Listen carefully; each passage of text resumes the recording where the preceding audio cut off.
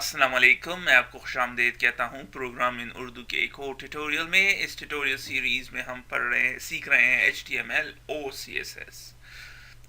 अब तक जो हमने ट्यूटोरियल किए थे वो थे HTML के मुतालिक। इस ट्यूटोरियल में हम CSS स्टार्ट करेंगे।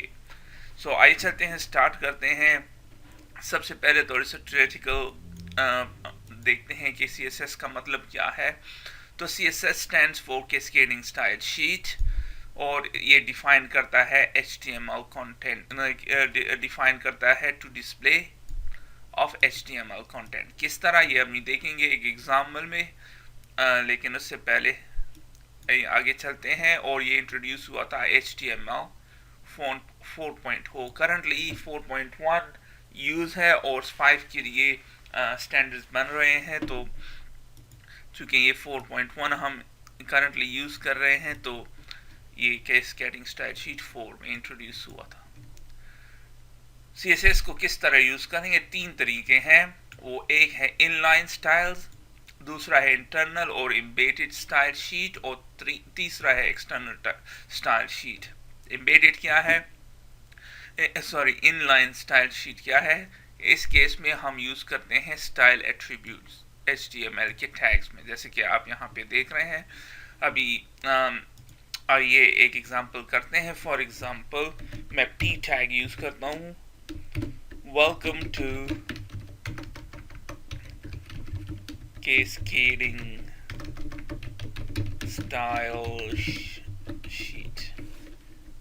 सही है, और इसको सेव कर दें। ये आप नजर आ रहा है। और अब मैं इनलाइन स्टाइल शीट यूज़ करता हूँ, तो इन स्टाइल एट्रीब्यूट, और सबसे पहले फॉन्ट फैमिली। अभी आप देख रहे हैं फॉन्ट इस तरह है, और मैं सेलेक्ट करता हूँ एरियल, ये फॉन्ट फैमिली। नेक्स्ट चीज़, तो जैसे ही आप ये देखेंगे, और तो ये देखने फॉन्ट चेंज हो गया। एक और, इस चीज़ को जैसे ही आप स्टाइल लिखते हैं, इसको एट्रीब्यूट कहते हैं HTML के टैग का, जैसे कि हमने अब मैंने पहले आपसे कहा है, लेकिन इसको कहते हैं प्रॉपर्टी। एक और प्रॉपर्टी लिखते हैं कलर। कलर है फॉन्ट के लिए, और जब आप प्रॉपर्टी डिफाइन कर देंगे फुल कॉलन होगा, इक्वल साइन नहीं है, फुल कॉलन है, और आखिर में सेमी कॉलन।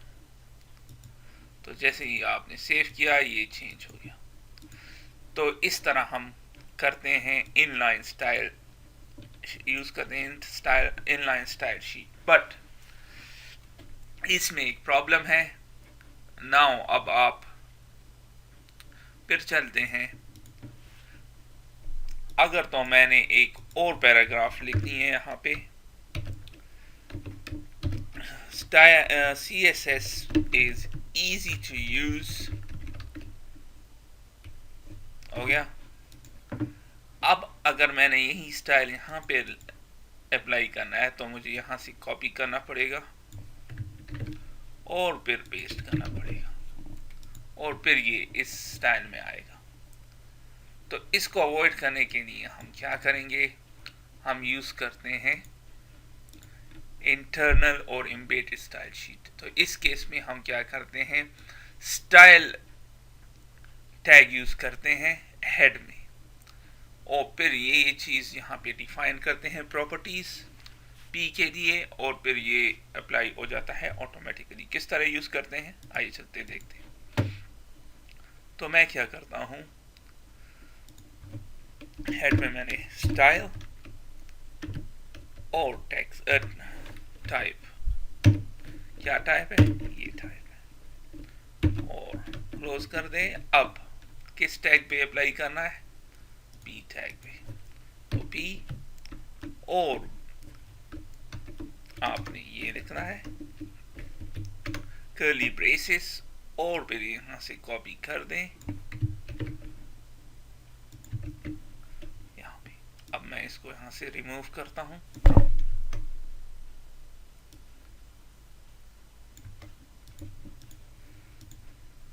एक चीज़ जो मैं करना चाहता हूँ, पहले इसको यहाँ से ख़त्म कर दें, और आप देख रहे हैं चला गया। और फिर जब आप दोबारा ऐड करेंगे, तो जैसे ही आएगा तो ये देखें स्टाइल अप्लाई हो गई है।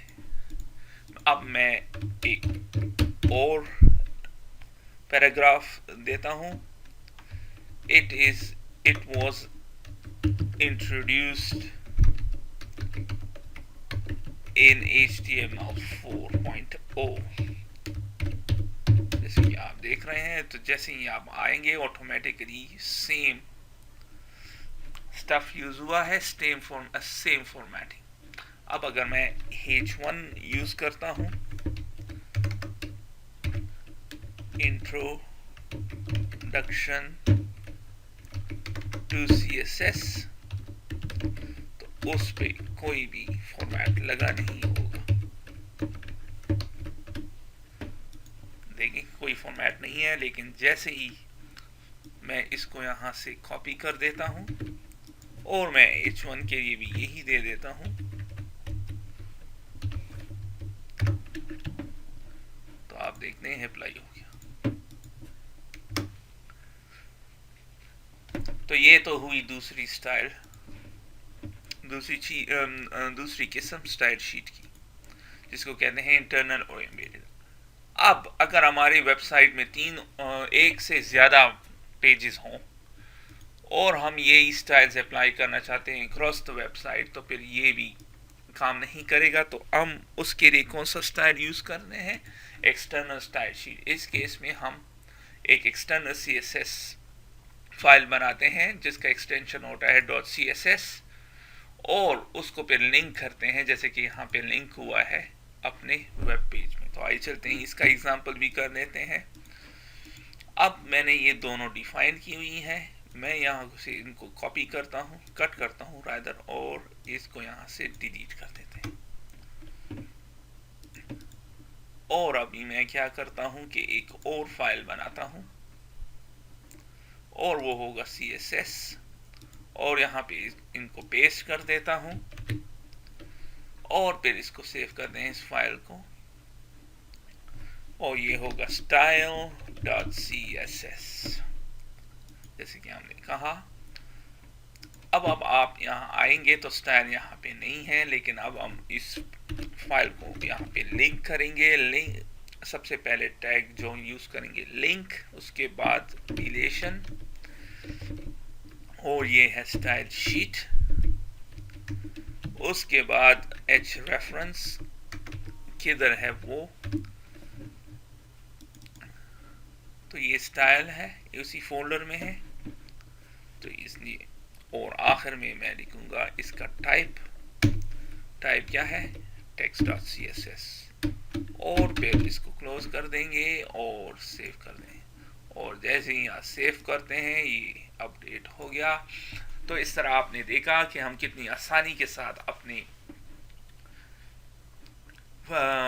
वेब पेजेस में CSS यूज कर सकते हैं। एक चीज जो आप नोट कर रहे होंगे, अब हमें वो डिफरेंट किस्म की स्टाइल, डिफरेंट किस्म की एट्रीब्यूट्स यहाँ पे नहीं लिखने पड़ेंगे, फॉन्ट एक्सेट्रा। अब हम इसको कैस्केडिंग स्टाइल शीट से आसानी से कर सकते हैं और हमारा कोड भी क्लीन होगा। तो इसके साथ ही मैं इस ट्यूटोरियल को ख़त्म करता हूँ, फिर मिलते हैं किसी और ट्यूटोरियल में, तब तक के लिए खुदा।